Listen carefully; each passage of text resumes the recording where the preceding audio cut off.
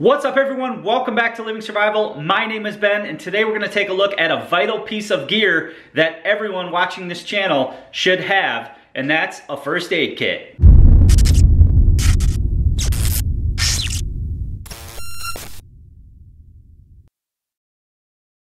So there is no doubt that you want to have first aid as a part of your kits. Something like this home kit is a great idea. It comes with the basics, with a few medications, with some band-aids, some gauze pads, some tape. Generally I'll take one of these and just add to it as time goes on, but it's a good place to start for the home. And you really want to tailor your first aid kit to what activity you're going to be doing or what purpose it's gonna provide. So for example, when I go hiking, ultralight hiking, I'll often take one of these. This is from Adventure Medical Kits. They're real lightweight kits. Again though, they have the same contents in them. Some band-aids, some bandages, some tape, some gauze, and a few medications. So something like that works really well. Now if I want to go a little bit more advanced, if I'm going hiking where I may have a larger injury or be further away from rescue, I'll take something like this that I've put together myself. This just has the basics in it, again, as do one of those other kits, but then I'll have some moleskin for hikes and some quick clot, some burn gel, other things that I might encounter when I'm out at camp. Now if you're going to be doing things like going to the range, for example, I have a full-blown trauma kit. So in here has Israeli bandages, SWAT T tourniquet, and other things so that you could stop major bleeding in the event that happens somewhere like the range. So again, you just really want to tailor your kits to the application that you're going to be using. Now I like these little rats tourniquets. They're not the best. They're pretty thin as far as the wrap goes, but they're good for putting in small kits. So if I take something like this, for example, I can pair that up with a tourniquet.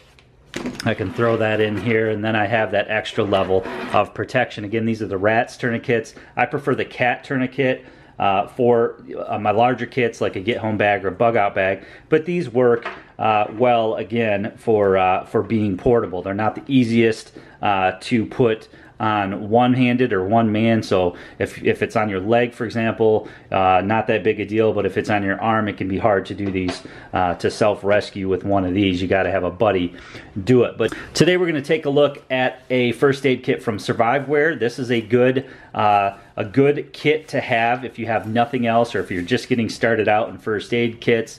Of course, on Amazon, for example, there is a ton of different first aid kits. There is some that are really cheap that I would probably avoid, and there's some that are really expensive that you may just not need for the application that you're doing. So something in the middle like this that'll run you $30, $40 and has the basics, I think is a good place to start. So that's what we're going to take a look at today, this first aid kit from Surviveware. Alright, so right off the bat, it comes with a decent pouch.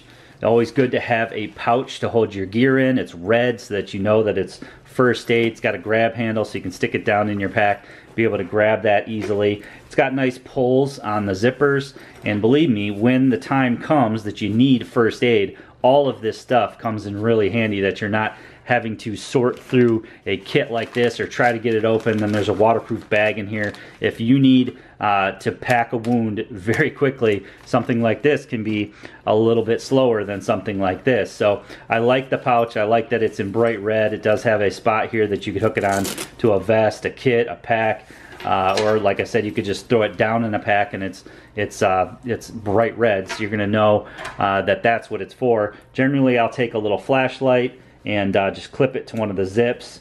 That way, if it's dark out, you can give yourself a little bit of light to see what you're doing.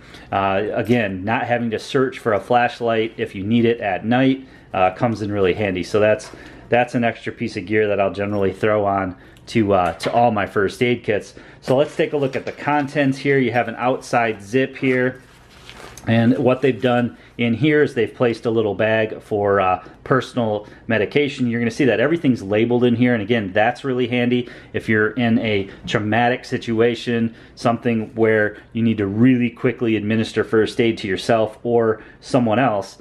you know, you can hand this to somebody and they're not going to wonder where things are. They can pull things out and they're nicely labeled. So that's a good feature. You keep your personal medications on the outside. Quick grab there. I might also throw just a couple band-aids in there just in case you're in the car and the kids get a little cut. You can grab them quickly. All right, so let's go ahead and take a look at the contents of the main pouch here. And again, what I like is that it's really highly organized in here. Everything is labeled. And that's really nice. Again, if you're giving this to someone else and they don't know where things are, or when you yourself get injured, things can become very confusing very quickly. So it's nice to have everything laid out. So up here we have some hypoallergenic tape. So there's some tape in there. Right here we have some adhesive dressings, and it says for minor wounds. So this is going to be like your band-aids. So everything is in a sterile bag here, so that's nice. Behind here we have some shears. Always nice to have shears so that you can cut away clothing if you need to quickly get to a wound. We've got some safety pins here. Even the safety pins are labeled, so that's nice. They're on a tab here. Back behind that we've got some splinter probes. Then we have, of course, some tweezers. Always handy to have tweezers, and this is a nice big set of tweezers too. It's not the little cheap ones that you get in some of those smaller kits. It's a good heavy-duty pair of tweezers, and it closes all the way at the end. So happy to see that in here. Next we have a CPR kit, and again, that's not something that you really find in these all-in-one kits. So I was happy to see that, and not only that, but it comes in its own little pouch that slips out, which is nice. It has the tools necessary in there, and then it has a little sheet that pulls out here, which tells you what to do. On the back it has for child or baby. So again, really really nice that it has that. I'm sure this is some gloves. You have gloves down in the bottom. So a nice and well labeled, and that goes a long way when you're in a traumatic situation. So CPR kit. Then in the middle here, let's see, what do we have in the middle? We've got some cotton swabs, a signal whistle, so that's nice. Again, just little things that they don't put in other kits. I'm not sure what this is. It might be some sort of a tourniquet. Not sure what that is. Again, I'm going to throw a RATS in here, so that would be the tourniquet that I would use in this kit. Then on the other side here we have pressure bandages. So a couple versions of those. We've got a little Know Your First Aid kit. So again, this is going to tell you everything that's in here. Going up the side here we have some skin cleaning wipes, which hygiene. So these are going to be your sting relief. And there's also probably just some alcohol wipes and some antiseptic towelettes. Those are always nice to have in there. Cotton gauze, swabs, eye pads. Eyes are very important, obviously, in any situation. So I often put eye drops in here. So we have some cotton swabs. We have an eye pad if you injure your eye. Again, that's not normally found in one of these little pre-done kit. We have some wound closures, which again are band-aids. In the back here, an emergency blanket. Always a good idea to have. A triangular bandage. So a larger bandage there. And I believe that's it. So this kit gives you a really good start.